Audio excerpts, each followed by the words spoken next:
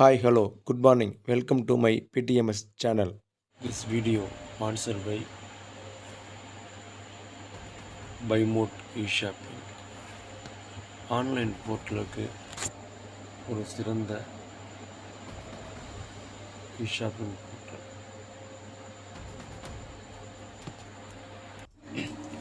மங்கள வாழ்வு தரும் சக்குளத்துக்காவு பகவதி அம்மன்.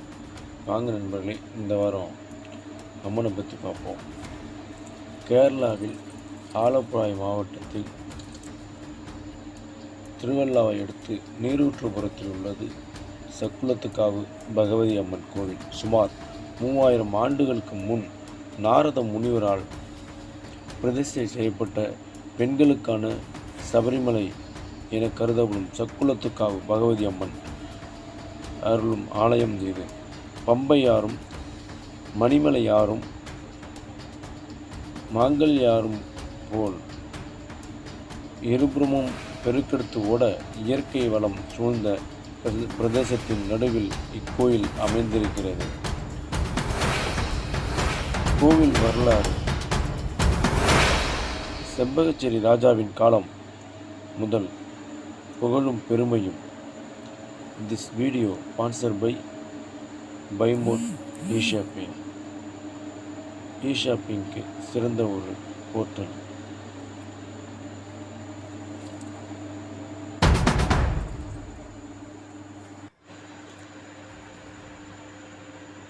புகழும் பெருமையும் பெற்ற பிரசித்தியமான பகுதி ஆலப்புழை ஜில்லாவில் உள்ள இந்த தலைவடி என்ற ஊர்.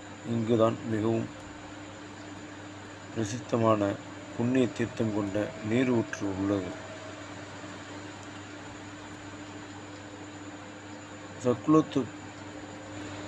சக்குளத்து தேவி கோவிலும் இருக்கிறது. ஆதிபராசக்தியாக, வனதுர்க்கையாக, கலியுக வர தாயினையாக சக்குளத்து தேவி இங்கு குடிகொண்டிருக்கிறாள். திருக்கோயிலின் கர்ப்பகரத்தில் மேற்கூரை இல்லை. பழங்காலத்தில் இந்த இடம் எவரும் செல்ல முடியாத கொடிய மிருகங்களும் நச்சு உயிரினங்களும் வாழும் பயங்கரமான வனத்திற்குள் இருந்தது. ஒரு முறை வேடன் ஒருவன் தன் மனைவி மற்றும் மகனுடன் விறகு வெட்ட இந்த வனத்துக்குள் நுழைந்தான். வேடனின் எதிரே ஒரு பாம்பு சீறி வந்தது. பயந்து போன வேடம் தன்னிடம் இருந்த கோடாரியை கொண்டு அந்த பாம்பை வெட்டினான். இரத்த காயத்துடன் அந்த பாம்பு காட்டிற்குள் தப்பி ஓடியது. அடிபட்ட பாம்பை கொல்லாமல் விட்டால் தனக்கு ஆபத்து நேருமோ என்று பயந்த வேடன் அந்த பாம்பை தேடினான். இறுதியாக காட்டின் நடுவில் ஒரு குளமும் அதன் கரையில் ஒரு கரையான் புற்றும் இருப்பதை கண்டான். அந்த புற்றின் மீது கோடாரி காயம்பட்ட பாம்பு இருந்தது. அந்த பாம்பின் அருகே சென்ற வேடன் பாம்பை வெட்ட முயன்றான். அப்பொழுது பாம்பு மறைந்ததால் கோடாரி புற்றின் மீது விழுந்தது. இதனால் புற்றில் இருந்து வெள்ளமாய் நீர் வரத் தொடங்கியது. இதனிடையே வேடனை தேடி அவன் மனைவியின் மகனும் வந்தனர். அங்கு நடந்ததை பார்த்து அவர்கள் திடுக்கிட்டு நின்றனர். அப்பொழுது அங்கே ஒரு முனிவர் தோன்றினார். அவர், பயப்படாதீர்கள், பாலும் தேனும் கலந்து வரும்பொழுது இந்த நீரூற்றும் நின்றுவிடும். இந்த புற்றுக்குள் ஆதிபராசக்தி குடிக்கொண்டிருக்கின்றாள். அவள் சயனத்திலிருந்து தண்ணிதான் இந்த புற்றை உடைத்ததால் அருவுருவமாக விக்கிரகமாக ஒன்று தென்படும். அதை இங்கே பிரதிஷ்டை செய்து வனதுர்க்கை என்ற பெயரிட்டு வணங்கினால் உங்களுக்கும் நாட்டிற்கும் நன்மை உண்டாகும் என்று கூறி மறைந்தார். அன்றைய தினம் இரவு வேடனின் கனவில் நாரத முனிவர் தோன்றி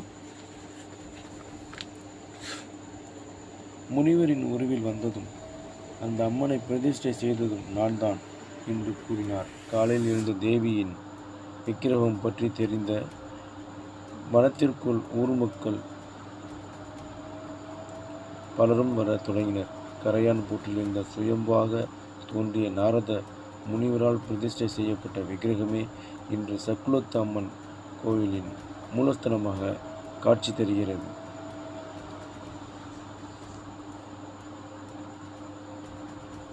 சும்பன், விசும்பன் என்ற அரக்கர்கள் பிரம்மாவிடம் பெற்ற வரத்தால் நிகரற்ற பலத்தோடு திகழ்ந்தனர். அவர்கள் இருவரும் தங்களுக்குள் ஒரு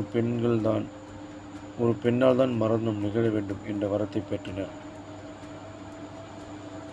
பாதாளத்தில் வாழ்ந்த அசுரர்கள் பூமிக்கும் தேவலோகத்திற்கும் சும்பன் நிசும்பன் அழைத்து வந்தனர். அவர்களை வலிமை மிக்கவர்களாக மாற்றி தங்களின் படைக்கு இரத்தபீஜன் என்ற அசுரனை தளபதியாக ஆக்கினர். அவரின் ஒரு துளி இரத்தம் தடையில் விழுந்தால் அதில் இருந்து அவனைப் போல் மற்றொரு உருவாவான். இதனால் அவர்களுக்கு தோல்வி என்றுமே கிடையாது. அபயம் வேண்டி துர்க்கையிடம் வந்தனர் தேவர்கள். This video sponsored by by Mode eShopping. Online போர்ட்டலுக்கு ஒரு சிறந்த இ-ஷாப்பிங் பைமோட் இ-ஆப். தேவர்கள் இமயமலையில் அடிவாரம் வந்த பராசக்தியை வழிபட்டனர். அவர்கள் வேண்டுகளை ஏற்ற காட்சியளித்த பராசக்தி தேவி அவர்களுக்கு சத்தியமும் சரணமும் தருவதாக வாக்களித்தார். அப்போது தேவியுடைய சரீரத்தில் இருந்து பிரகாசமான ஒரு ஒளி தோன்றி ஆர்மேக வண்ணம் கொண்ட தேவியாக மாறியது. அவளை பத்ரகாளி. அவள் ஒரு முறை காட்டில் தனியாக ஊஞ்சலில் ஆடி கொண்டிருந்தார். அந்த தேவியை பார்த்த இந்த சுந்தர்கள் அவரை திருமணம் செய்ய ஆசை கொண்டனர். ஆனால் தேவி தன்னை யுத்தத்தில் வெல்பவர்களை தான் திருமணம் செய்வேன் என்று கூறினார். என்னை யுத்தத்தில் வெல்பவர்கள் தான் திருமணம் செய்து கொள்வேன் என்று கூறினாள் தேவி. இதனால் அசுரர்கள் தன் படையுடன் அவளை எதிர்த்து வந்தனர்.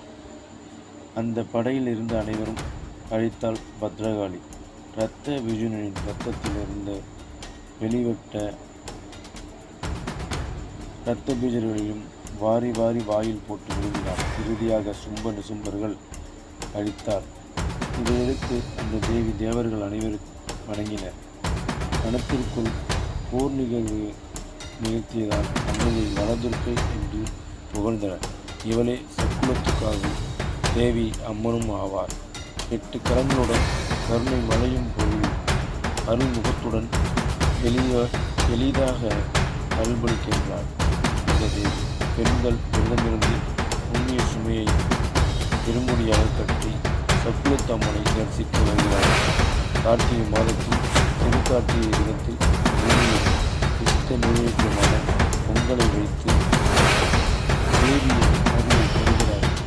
இந்த நாள் சுமார் 30 கிலோமீட்டர் சுற்றளவு லட்சக்கணக்கான பெண்கள் மைதானத்திலும் சாலையிலும் இரு புறங்களிலும் புதிய மண்ணை பானையில் ஒரே நேரத்தில் பொங்கலிட்டு முதலில்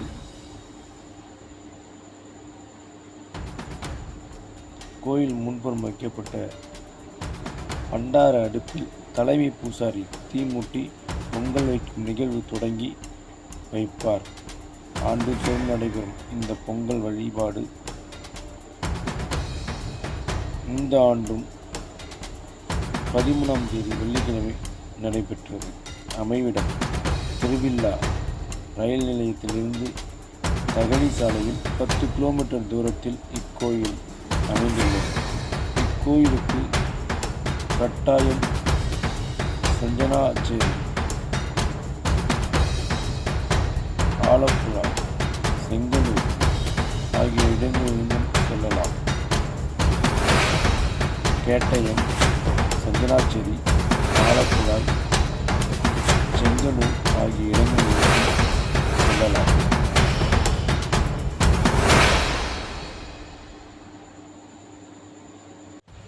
This video sponsored by Buymood e-shopping app.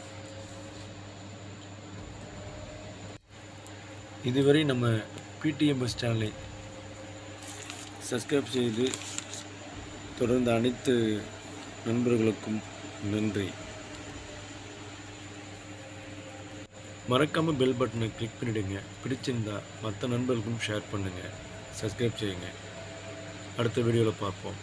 நன்றி நண்பர்களே.